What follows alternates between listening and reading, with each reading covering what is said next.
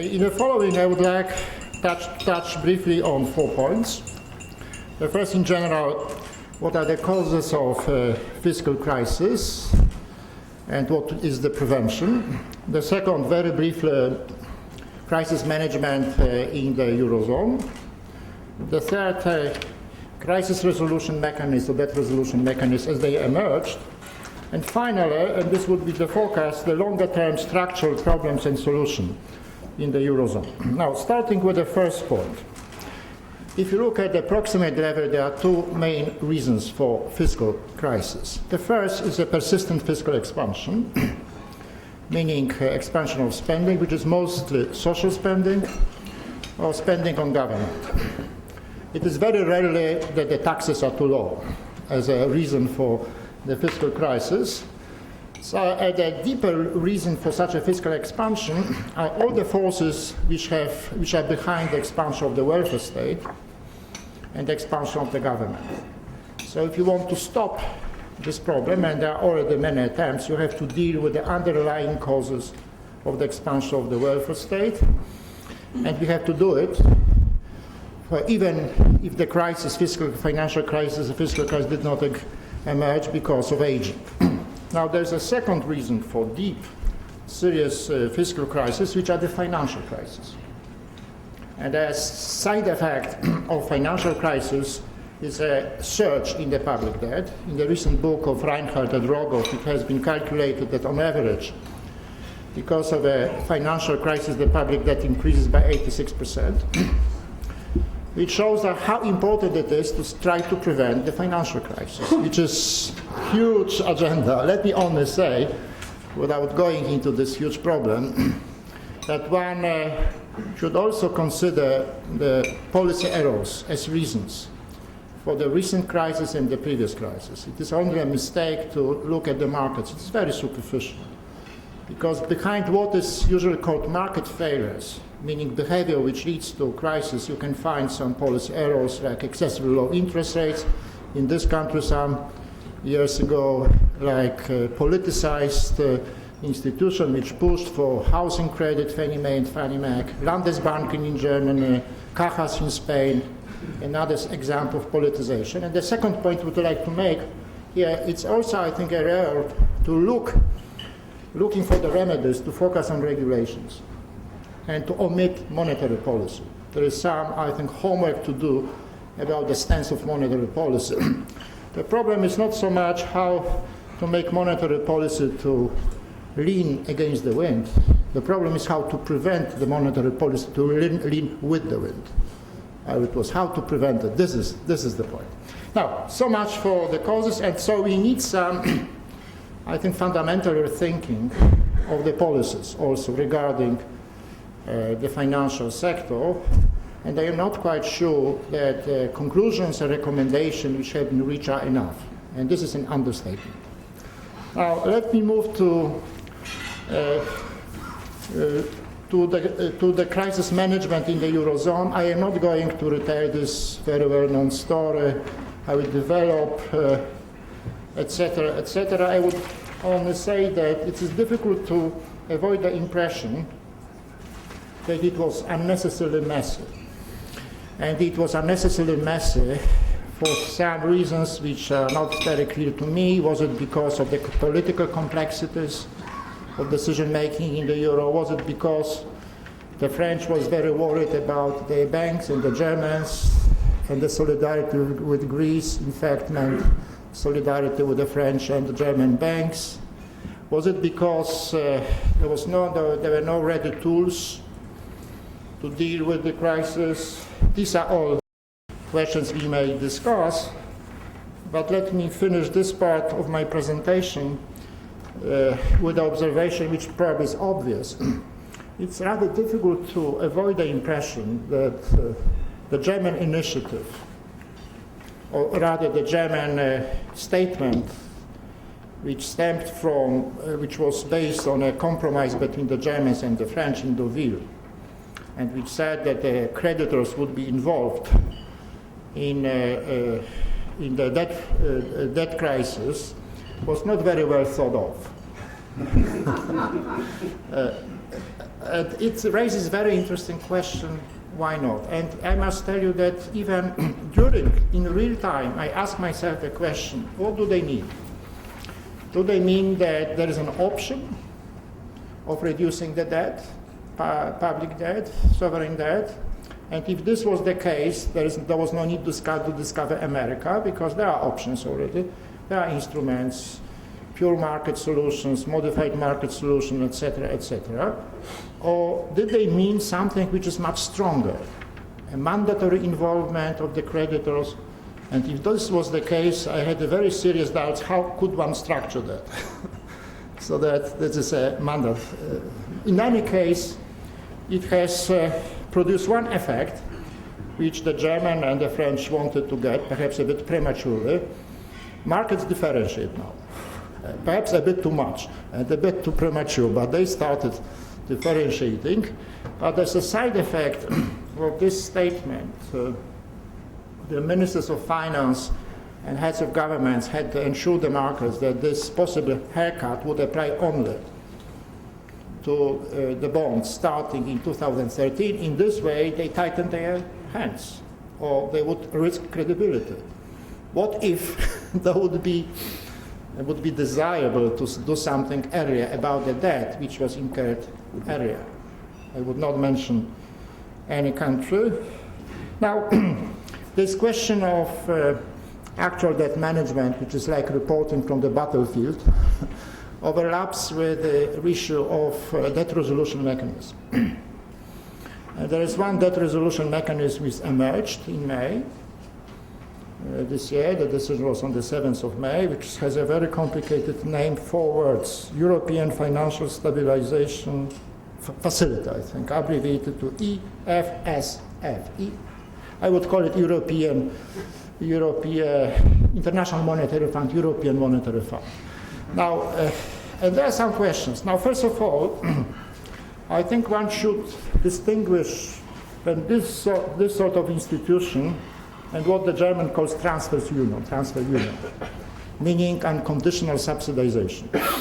I assume that the model for European Monetary Union is the International Monetary Fund. It's sort of, this is supposed to be the European Monetary Fund, and not just a mechanism of subsidization.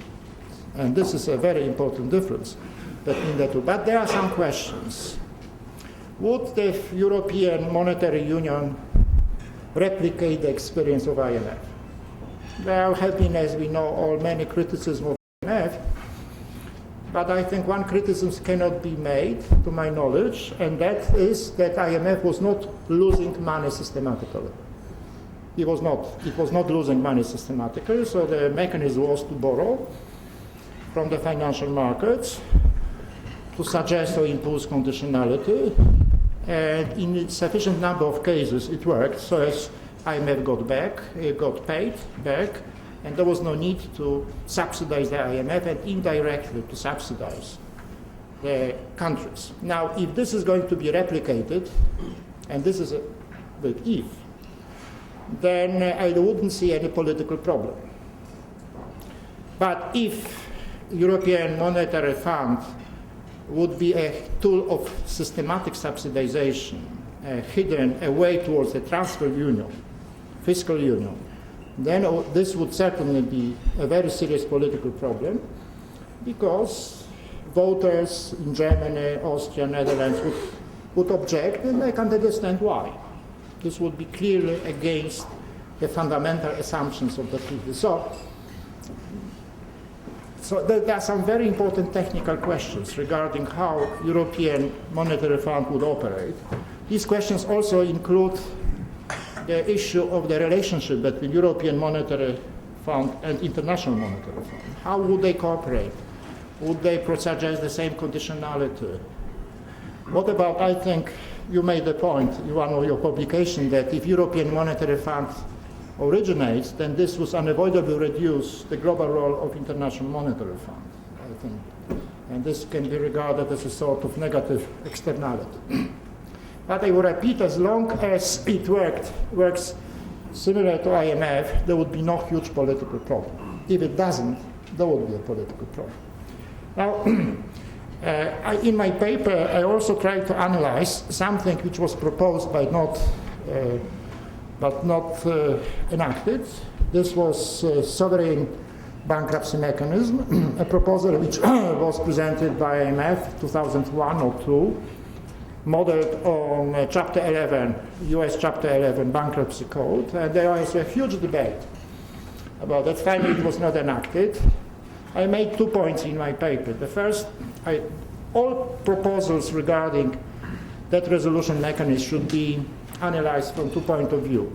Ex post, how well or badly do they deal with already present debt problem, and ex ante, how would they shape or influence the behavior of creditors and debtors? Would they make it more likely or less likely? And to cut a longer story short, based at the general level of analysis, without going into the specifics, because there are no specifics, I have not found many specifics regarding SDRM.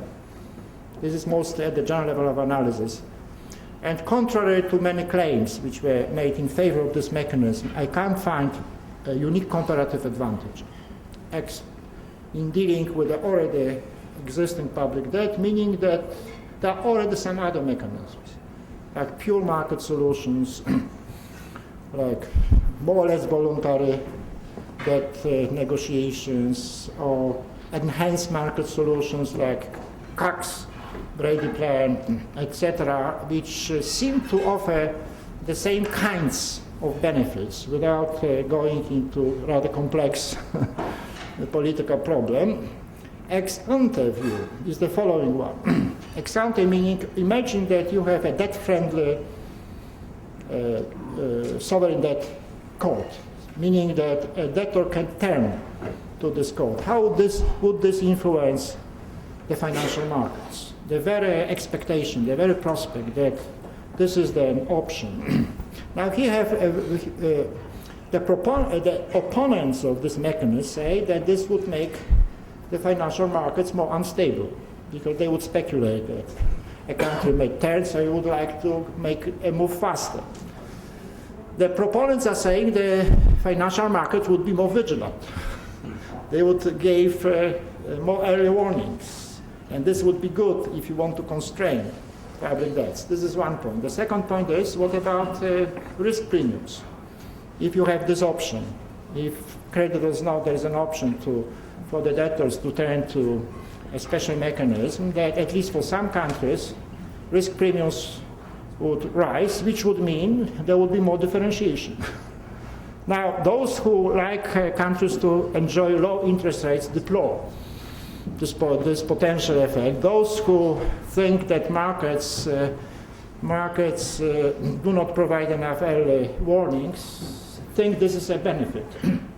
Now, my comment on that would be that probably more stronger and early warning from the markets are to be welcomed.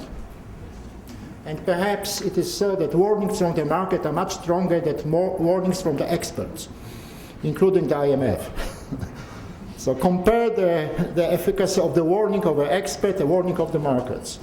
The experts are warning what the markets can do to you, while the markets are not referring to the experts.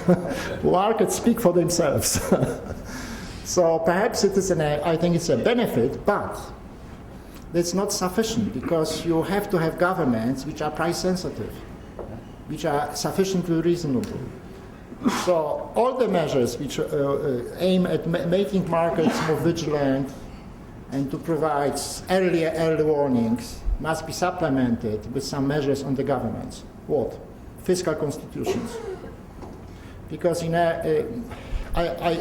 most problems with the fiscal stance are due to overspending, usually. I haven't found yet any country in the recent history who suffered because of not enough overall spending. So there is a clear asymmetry in the political system, and you have to do something about this asymmetry. And you have these measures are, I think, at two levels. The proximate level are certain institutional constraints. I should not miss an opportunity to praise Poland, so let me do it now. We have introduced in 1997 a constitution. And the most important part of this constitution, I'm very proud of it, is that we have what the Germans call Schuldenbremse, earlier than the Germans, meaning that the constitution stipulates that every budget which would lead to the situation whereby the public debt exceeds 60% is illegal. And when I was the Minister of Finance, I have introduced some ordinary legislation to create some lower thresholds, 50 and 55, and now we are testing it. But I can tell you that this focuses attention. At least it focuses attention. But the media are full of speculation. What is going to happen? Is this 55% going to be surpassed or not? And without that, there will be complete silence, probably complete silence. So the first level of defense is to have this institutional safeguard, but this is necessary but not sufficient. I think in the history of the US, there were some measures or bills to have balanced budget. What has happened to them? They were revoked. So you need a deeper defense, which is the appropriate structure of the public opinion. You need fiscally conservative public opinion. And this is not something the governments can do. You need civil society, you need think tanks to work on that, and you have to work on that all the time. This battle would never end, because in every normal society, you have groups would push for the fiscal expansion of the government. This would never end. It's normal. So you need the counter-defense which is stronger. So there's an enormous role of think tanks. Let me praise think tanks. Right? Think tanks which are looking at the fiscal discipline and are trying to persuade the public that limiting the government fiscally at least, it's good for them.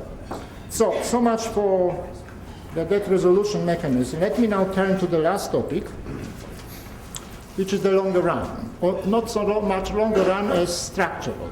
And let me start with the observation which many people repeat. This is a sort of cliche. Euro is an experiment because it is the monetary union without the political union. I think it is a doubtful proposition, even though it's so popular. But many popular propositions are doubtful. And for two reasons. First, you can find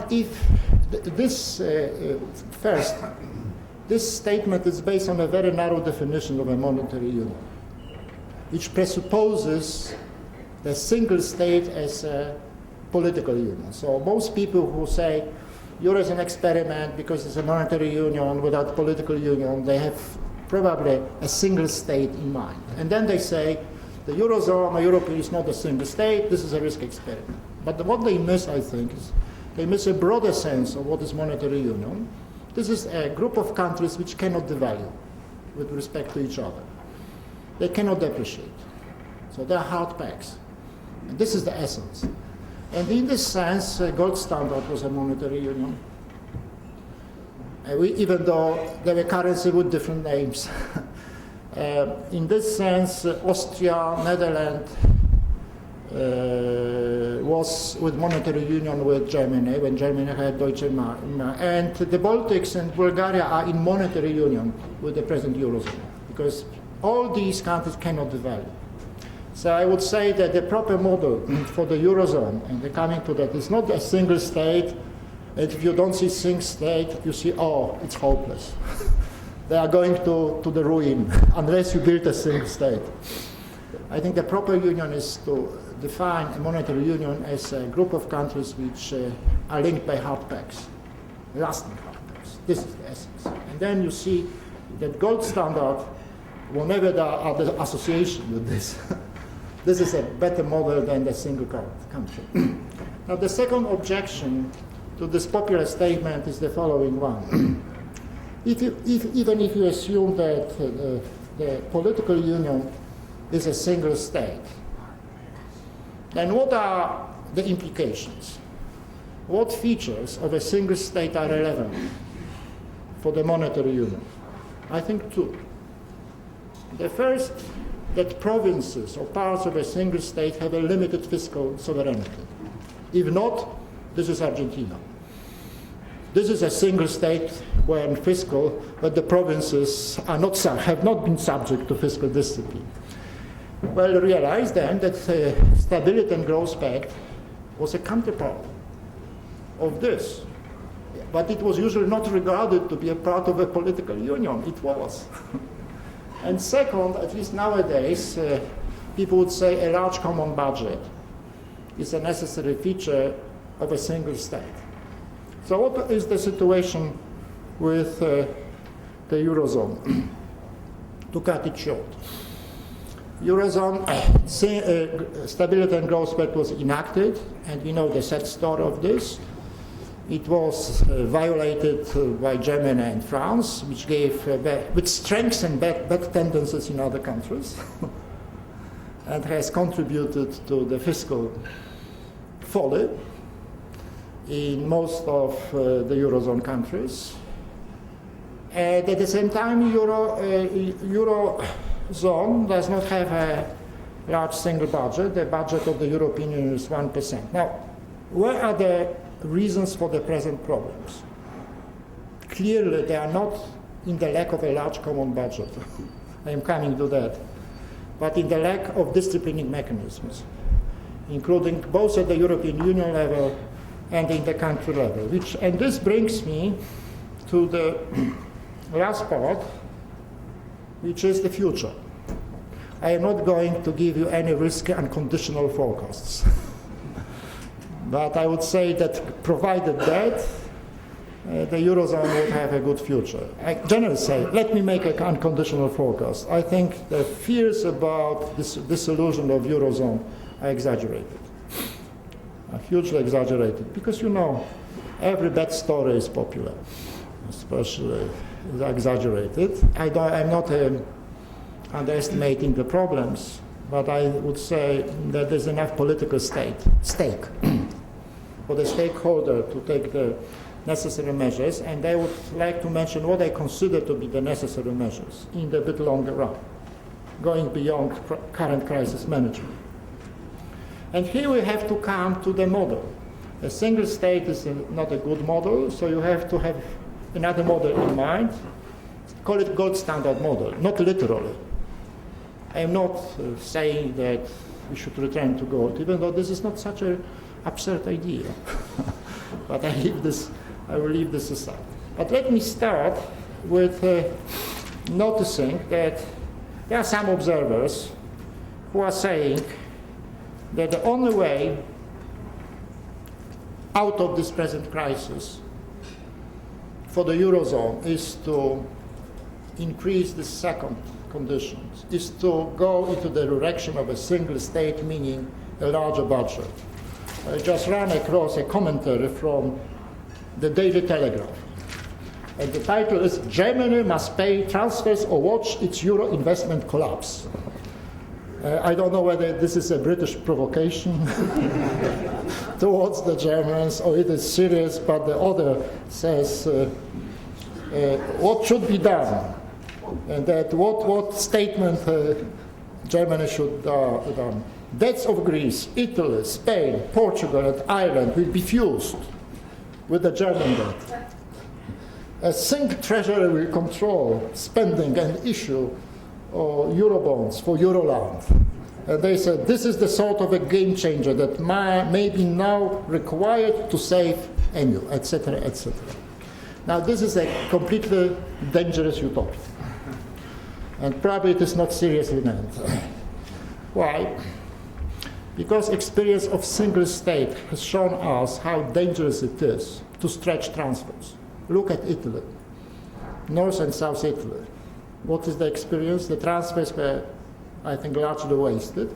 They contributed to corruption, but also they contributed to a sort of a revolt, political revolt, in the North Italy, including the creation of Northern League, Liga Northern.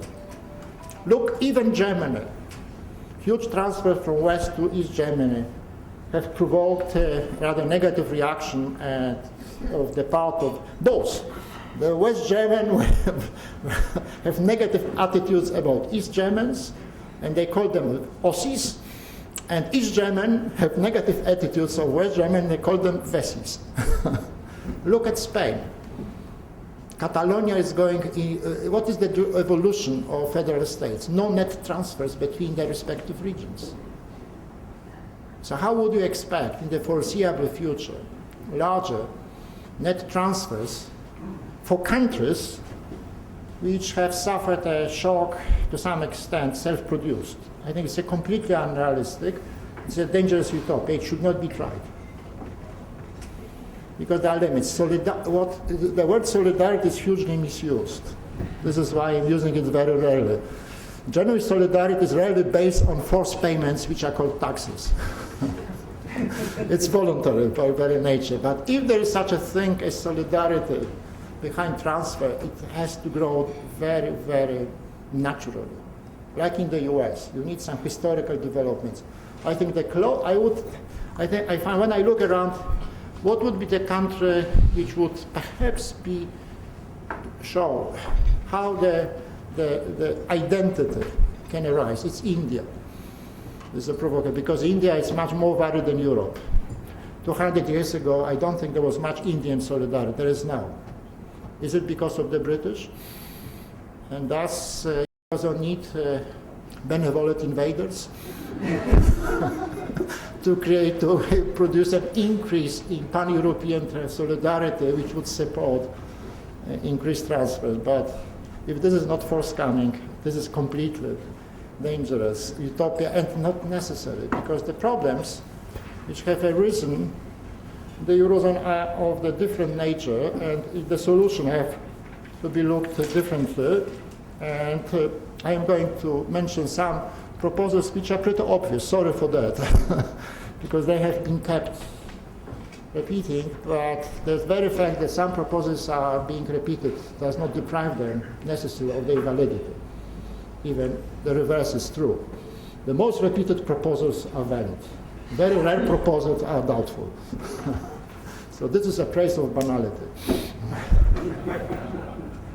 Now, I think there are three groups of measures which are necessary or desirable in order to overcome the present problems and to strengthen the future of Europe.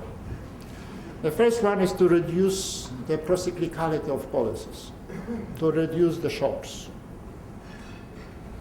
to the extent it is possible. Of course, I am not calling for the abolition of the business cycle.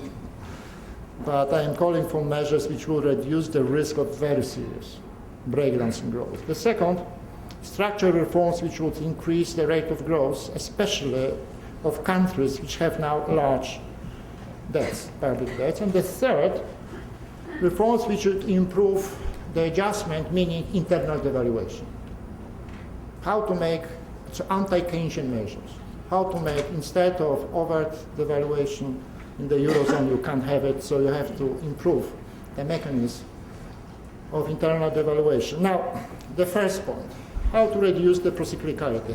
Here I have to go back to the distinction between two reasons of the financial crisis. The first, I repeat, is the persistent expansion of spending, usually social spending or spending on the government. The second is financial crisis. Now, on the first, how to reduce a certain much improved accounting. Enron-type accounting should be banned not only with respect to corporations, but also governments, states, much more monitoring.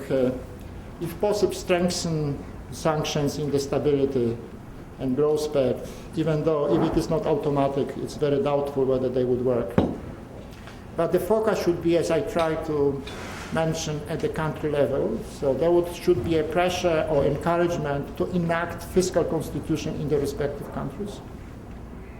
And I think it is a moral duty of opinion leaders in these countries to try to revise the public opinion regarding the fiscal state of the state, which is an ongoing, never-ending effort. Now, regarding fiscal crisis, which are byproducts of financial crisis, there is one specificity in the Eurozone, and namely that common monetary policy cannot fit all. We know it, we knew it, But I think the implication of that somehow tended to be overlooked a bit too, because low interest rates were regarded as a blessing. You can get lower interest rates, you would grow faster. So the danger that excessively low interest rate would produce the bubble was largely overlooked. At least this is my impression. I have just looked at the literature. I remember in the Polish case, one of the main arguments why should we enter the Eurozone was that our interest rate would be much lower. Now we see what are the dangers of excessively low interest rate. This is visible in Ireland, in Spain, in the Baltics, in Bulgaria. Huge spending boom, credit boom, and then ensuing collapse. I am not saying that because of this danger countries should postpone entry in the Eurozone until they become as rich as Germany. But I would say that we need some extra instrument, which is called very popular, everybody agrees, which is called macroprudential regulation. So if you can't raise your interest rates, how to make credit more expensive? Or one part of credit, housing credit, everybody seems to agree. I think this should be regarded as a very important part of the country's preparation to enter the Eurozone if a country is much poorer than the bulk of the countries. But I think we need a lot more technical work to do on this issue. We are not completely ready with the instruments.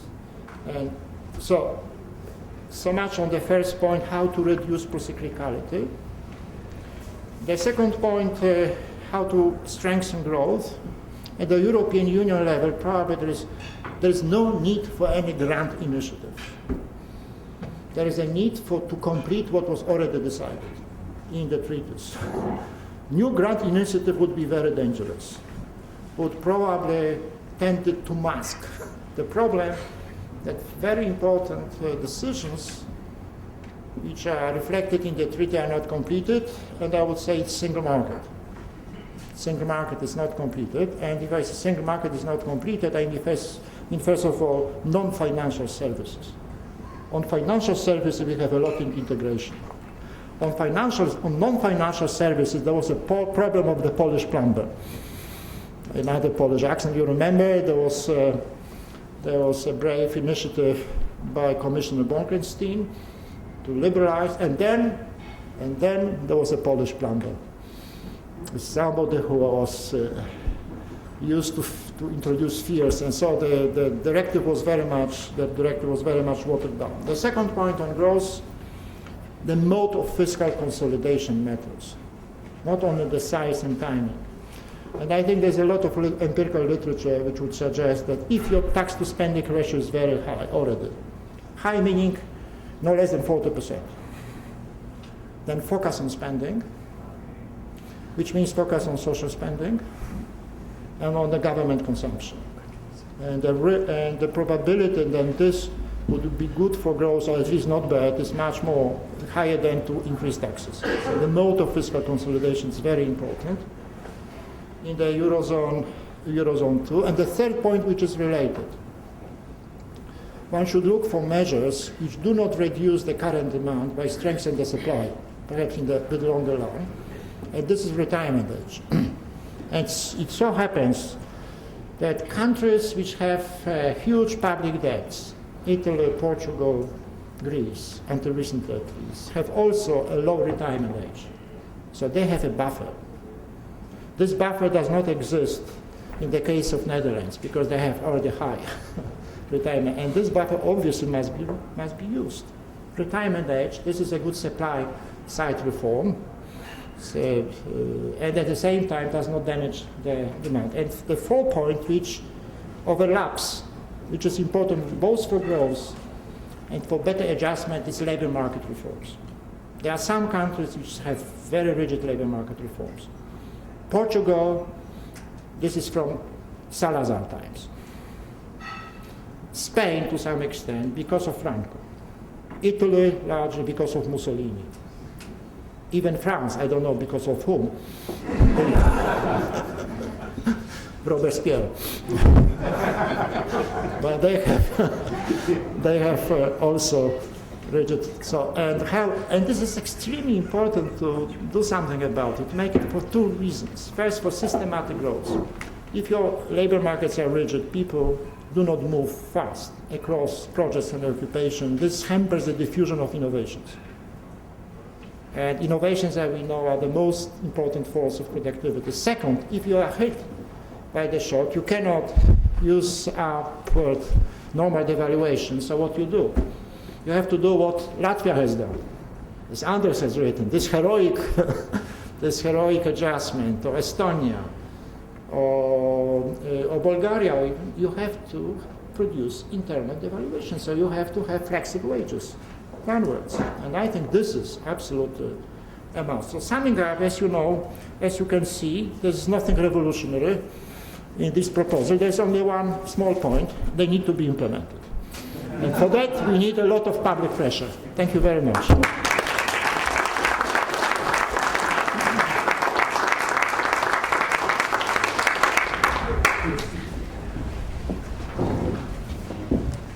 Well, thank you very much. And this is it's certainly a pleasure to be able to comment on this paper, which I recommend everybody read when it is finally published, because it really is a very informative paper. But in the interest of time, I'm going to concentrate mostly on the latter part of this paper, which is somewhat forward-looking with respect to what we can expect to be the final outcome of the crisis management that's now going on in Europe. And I will also, as a true employee of Fred Bergston, not hesitate to take on the role as the prophet on this issue. But let me start by saying that I completely agree with Leszek that the sort of general cause of this crisis is fiscal in nature, whether it's outright overspending as in Greece, or it's the sort of reckless acceptance by the public sector of conditional liabilities, as in certainly the case of Ireland, but arguably also, at least the fear or the perception of that is true in Spain as well. I guess there's a couple of things to also mention with respect to this idea of the EU as a unique experiment. And I think there's two things that I would mention there that is particularly important when we have a forward-looking approach, which is that first of all, the EU operates with a notion of limited national sovereignty, which has the implication, in my mind at least, that the idea that any member of the EU or the Eurozone, for that matter, could declare unilateral default is simply not an option. Which means that Argentina and Russia-like scenarios for the EU member states is just simply not relevant, in my opinion, to discuss. Secondly, the implication is that there's no clear distinction among the creditors inside the European Union between what is a true domestic creditor and what is a foreign creditor. That distinction is blurred within the European Union. Which I also think has a lot of implications going forward. I also would like to emphasize that I really like the emphasis there is in the paper about which highlights the idea that the underlying reasons for the fear of contagion spilling out from Greece and now Ireland as well is really the sort of brittle or fiscal the fiscal stress already present in large member states inside the European Union or inside the Eurozone. Now, whether that has to do with existing debt levels or contingent liabilities, or potential contingent liabilities, as in the case of Spain, it does highlight the fact that if we're looking at a permanent resolution to this crisis, we need to think of something that can truly address the actions or the problems that we see in large member states. And then I guess I should also say a little bit about the crisis management that we've seen in the European Union. I think generally I will take a somewhat more optimistic approach to that, because I actually think that what we've seen is actually quite constructive.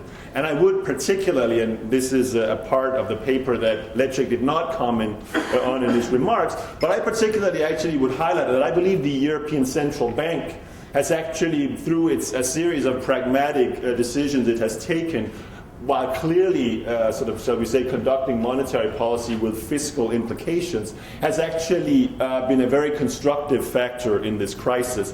Because we've gotten to a situation where actually, for the first time, I would argue, we have started to take serious the kinds of reforms that Leszek also mentioned: labor market reforms, structural reforms, retirement age increases. We saw it in Spain, we saw it in France, and elsewhere. And we've even gone as far, following the agreement in early May, that internal revaluation has actually become a reality. You have seen wages being cut for public sector workers in the periphery of the Eurozone, which is something that I don't think anybody, certainly not me, would have believed possible just a few months before that. And I would contend that all of these subsequent developments, which I certainly believe are very positive, have been at least partly been the result of the ECB's willingness to be as pragmatic as it was.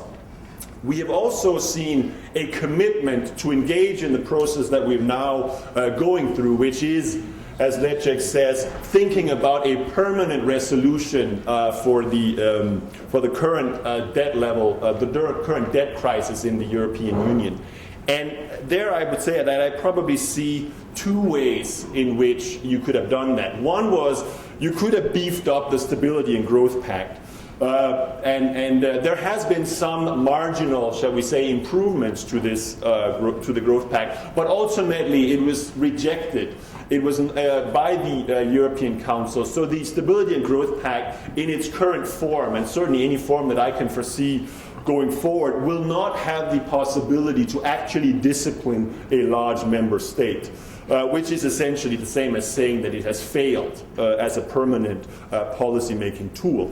Which leaves us with what Leszek called the German initiative, which is the permanent debt resolution mechanism of some kind, which includes the possibility of private sector participation. And I would say that I think that is a good idea, and I think it should be implemented. Because precisely we want to get away from the situation that we had up until 2008, where there, as Leszek said, in my opinion, was excessively low real interest rates in a number of countries, because you had this misguided perception of a common risk profile across the sovereign members of the Eurozone. So I think it's a good idea, and the real issue is, how do we get there? And that's where, as Leszek says, I think it's fair to say that the initial communication of this proposal was woefully mishandled by the German and French authorities. So in thinking about where we are right now, at least as I read the tea leaves, we won't have the sort of statutory SDRM approach. We will instead have the sort of approach based on collective action clauses. And I think it's probably important to keep in mind here that these collective action clauses will be applied for all Eurozone debt, which suggests to me that they will be governed by what will ultimately be European law rather than domestic law, which I think has some implications of their functioning going forward. But then the key issue, of course, is, well, what do we do with these collective action clauses when we're dealing with countries that already have unsustainable levels of debt, which clearly, in my opinion, is the case of Greece. It may also, depending on the ultimate size of the bank losses, be the case in Ireland. But certainly it's in the case with Greece, because it's very obvious that there is a time inconsistency here, in my opinion, in some ways, which is that you cannot expect Greece to be issuing collective action clauses debt when it already has an existing level of debt that is unsustainable, but declared by European leaders because it was issued before 2013. This is not this is excluded from any possibility of restructuring. I simply don't believe that is credible at all. So the real issue is, how do we deal with that issue And here, I think that there's a couple of important things that has happened in relation to the Irish program. First of all, the Irish bailout program had considerably longer maturities than that of Greece. That itself suggests that the European Union, the Eurozone, essentially kicks the can a little further down the road. But more importantly, you also had the voluntary extension, or at least the declaration of the intent to, by the Eurozone to extend the maturity duration of the Greek program, which is essentially, in my opinion, an implicit acceptance. It is essentially offering Greece some degree of explicit debt relief. You just call it something else. And I should note that if I read the transcript of the IMF press conference last week, which suggests that the IMF would be willing to go along with this. So that's a situation where the official sector has actually declared its willingness to, shall we say, socialize part of the losses associated with putting Greece back on a path towards fiscal solvency, which in my opinion must be a necessity for the permanent restructuring or the permanent mechanism to be in place. To be put in place. And I think also here it's important to think about what is the EFSF and its replacement now. The new acronym is the ESM. But it is essentially a conditional Eurozone bond. It is essentially a conditional Euro bond, which, as I see it at least, when you think about put in light of the declared willingness to offer debt maturity extensions, does suggest that it does have some degree of possibility of actually offering direct transfers between Eurozone members. So in that sense, it's part of the price, as I see it, to basically move from the current state of affairs inside the European Union or Eurozone to what Lecek was discussing in terms of the longer-term permanent resolution mechanism, which I basically believe will be quite like what Lecek, I think he called it, the European Monetary Union, which will function largely along the lines of the IMF. That will be, I think, the long-term outcome, but the process in getting there will not necessarily be according to the IMF approach, because it will, as I see it, imply some degree of direct fiscal transfers between the member states. It will just be called something else. And so what we will ultimately end up with is the kind of a permanent European and monetary union where I would see the E in the EMU will be a small e, and it will be conditional, because the potential transfers among Eurozone members, which will have the ability, in my opinion, to address an asymmetric shock in a peripheral country, will be conditional. It will not be automatic.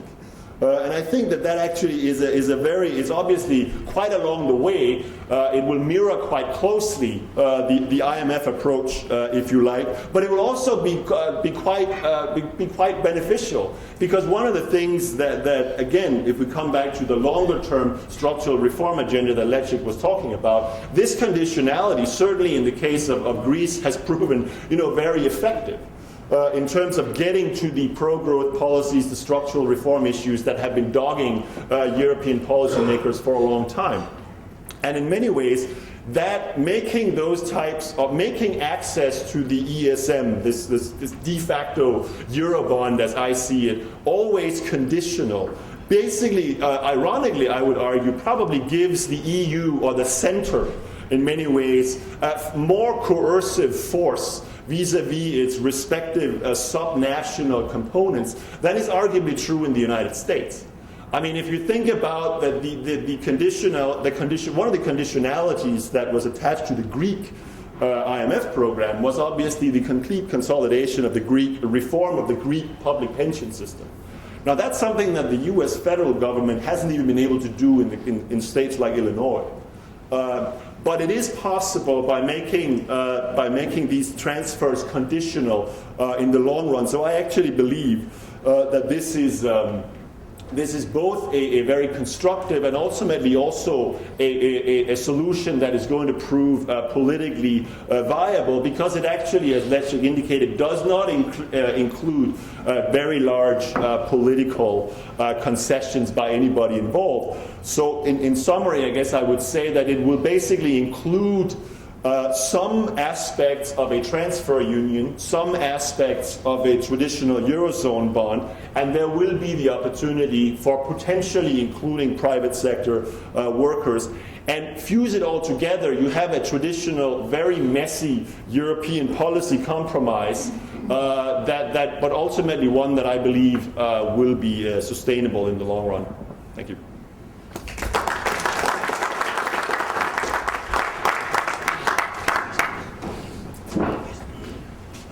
All right, so now it comes the easy part. I agree with everybody and we can continue.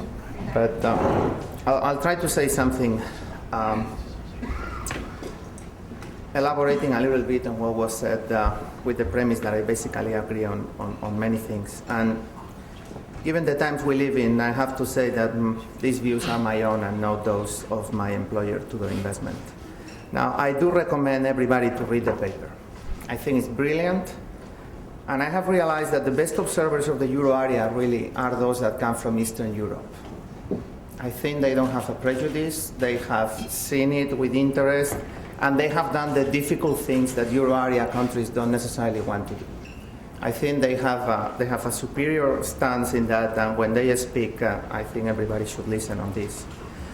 There is a very interesting point that Les makes in the paper that he didn't say in his discussion, that is, the point of a country's inability to pay is really an empty concept, right? It is a question of whether a country wants to pay, because there is always the unlimited authority to tax the taxpayers. So it is a question, the default is always a political decision. You can default on the creditors or you can default on the taxpayers. And it's a question of whether the political system accepts or prefers one thing or the other.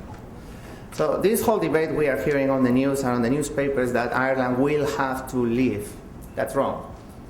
Ireland may choose, but it not will have.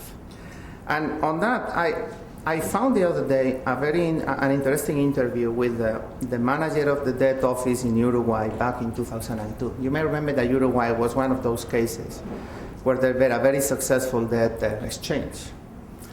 Let me just read you 5 sentences of what this person was saying. His name is Carlos Steneri, and said, "Sometimes we were in despair. A small country like Uruguay has an intangible asset, and that is the trust among creditors to honor its debt. Bigger countries can default because of their size and their still ability to return to markets after restructuring. We don't have that power. We knew that maintaining our word as a reliable debtor was a matter of survival." That's what Uruguay was thinking when the IMF was pushing them to implement a sharp haircut on the debt. Then they finally convinced the fund and others that they would do a rescheduling without any haircut, and they were very successful. So I think we are talking about debt restructuring very lightly, and it's a matter that countries take very seriously. And by the way, if it was so easy to do it, I think many more countries would be defaulting on their debts, because it's a very easy way of clearing the debts, and they don't. So there has to be something about it. Now, let me make a couple of comments about the euro area and the future. I think the euro area was a child of the Great Moderation. Right? It's like the central banks and the zero bound. The euro area was designed with the Stability and Growth Pact that was supposed to put all countries on a balanced budget, and that balanced budget was going to be enough to withstand any shock. Any shock of the shocks we knew back in 1995 or 2000. And therefore, when the criticism came that the euro area didn't have an insurance mechanism, the answer was we don't need it. Because if all countries are at zero deficit or a small surplus, there will be enough room to maneuver within even the 3% buffer. And what happened was that we had a big shock that was way bigger than the Great Moderation. And let's not remember that both Ireland and Spain had very healthy fiscal situations in 2008. What happened was the shock that they received was way too big. So when we think about that, then we have to go back and say, all right, let's assume the euro area is not a child of the great moderation, and then we need an insurance mechanism. And I'm using the word insurance on purpose. I'm not talking about crisis management. I'm not talking about debt restructuring. I'm talking about insurance, because that is what is needed. It's exactly the same process that the IMF has been following over the last 10 years. Right? We've been talking about the need to protect against asymmetric shocks in some countries and about the need of creating insurance mechanisms. And this is the same debate that there has to be in the euro area. Now, the creation of the EFSF at the end of the day is that. Right? We created ex post now because we had no choice. But we are talking about making it permanent. Making it permanent means we are going to create an insurance mechanism to complete the monetary union. It's basically what Leslie was saying. The euro area is becoming a fiscal union. It's just a different one. It's not an ex-ante fiscal union like the US, where you refuse all the transfers ex-ante via unemployment benefits or Medicare or other things. It's a fiscal union where the help will come ex post only if the asymmetric shock takes place.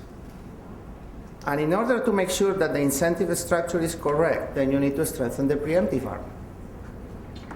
And in that case, again, you go back to the way the IMF deals with the rest of the constituents, right? You do an Article 4 every year, you make sure they have the right policies, and if something bad happens, we'll come with help. And the issue of debt restructuring will only take place as a last resort. Because that's, at the end of the day, what the decision of democratic society seems to be. And I think that's the way we need to cast. The story, the way of casting the whole debate in Europe in a negative sense by talking about restructuring, I think is misguided. Should be cast in a positive way and talk about insurance. And there is nothing wrong with this from the point of view of moral hazard. Now, imagine we don't do this. Let's remember what happened in emerging markets and in Asia after the 97 crisis. What happened was that every country decided to run its own insurance. Right? Every country is running to run current account surpluses. If you translate that into the euro area, it means that running a balanced budget is not enough. Maybe all countries should run a 4% surplus. So the euro area as a whole will run a current account surplus, a big one. And we will be complaining that the euro area is not contributing to the resolution of the global imbalance. That's a question that is due to the lack of an internal insurance mechanism. And it's much better if you have the insurance than if each individual country tries to build the insurance. The same thing applies to the issue of the integration of the European financial system. The European financial system was integrated, but I think that banks and financial institutions didn't think about the possibility of this asymmetric shock. What we have seen in the last year has been a big increase in home bias. Why? Because institutions don't necessarily trust anymore the sovereign bonds of the other countries. That's a terribly inefficient way of allocating excess savings inside a monetary union. So let's think about this. Would an insurance mechanism be part of the macroprudential infrastructure of the euro area, or should it be? Because at the end of the day, it's not written anywhere that a small country couldn't have big banks. It's a question of whether there is a supranational structure that allows that to happen. Imagine Bank of America, for example, having been backed only by the budget of North Carolina, if that's where it's domiciliated. Would have been too big to save, right? Well, it's the same thing in Europe. Now, it wasn't like this before. Why shouldn't it be fixed now that we have the opportunity? And I think that is the key issue that needs to be debated now. So, to deal with moral hazard during the upswing, we need to think about how to make sure that countries don't misbehave. I think something people have completely overlooked is the recent decision, among the many things that have changed in the Stability and Growth Program, of having a European semester. For those of you who don't follow that, in the euro area, the Stability and Growth Pact essentially meant that after the budget was approved for a given year, then a country was supposed to produce a 3-year budget looking forward. And that was going to be assessed by the European Commission, give feedback, and change. But the current year's budget was a bygone. Well, the European semester means that before you decide on the current year's budget, you have to go to Brussels and you have to fight with all your peers and say, my budget this year, I plan to make it 3.7%. And they will tell you, that's not enough, you have to make it 2%. And there will be a back and forth. And at the end of the day, by the time you go back to your capital and you go to Parliament, you know you've been told you have to do more.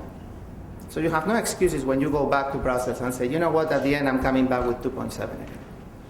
It's going to be a much stricter process. And when people say that Europeans have a lot of national sovereignty over fiscal policy, I think they don't really understand this. They have, however, the composition of what do you put inside that 2.7, but not that much anymore over what the ceiling is going to be. Just imagine Texas having to call Washington before they decide on their budget and what the situation will be. This should be complemented, I think, with legislated balanced budget rules over the cycle. Spain had it until 2008. And it worked well, and again, it became part of the debate, as Leslie was saying. The important thing is that it becomes part of the debate, and then it's very difficult to escape from that, if you want, intellectual discipline. So let me give you just a final thought, and the thought is the following. When we talk about default probabilities in sovereign bonds and the need to restructure, the question I always ask is the following. Do we need to have risk-less assets in order to have fully functioning financial system? If there isn't a risk-free asset, how are we going to price the risky assets? And that is the key issue with sovereign bonds. Sovereign bonds play the role of the risk-free asset. If we no longer have a risk-free asset, we don't have the N-1 situation anymore. We have no anchor.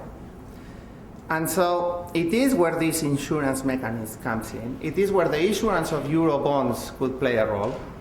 Because if you read the proposal that Giulio Tremonti and Jean-Claude Juncker made today and some others have made in the past, the whole idea essentially would be that you could create a sort of two-tier bond structure in the euro area, where some percentage of GDP, say 40, 60% of GDP, would be issued at the European level, and whatever goes above that would be issued at the national level, right? We still keep the incentive structure, because you don't really want to go above that threshold because it's going to be much more expensive. And you still keep the risk-free asset, which is the common bond. Now, I leave it as a question mark because reasonable people can disagree, but I think it's an important one to keep in mind. And by the way, by doing that, this would create a deep and liquid alternative to the US dollar and the US Treasury, something that Fred, I think, would like because it would introduce market discipline on the US policy framework. Thank you.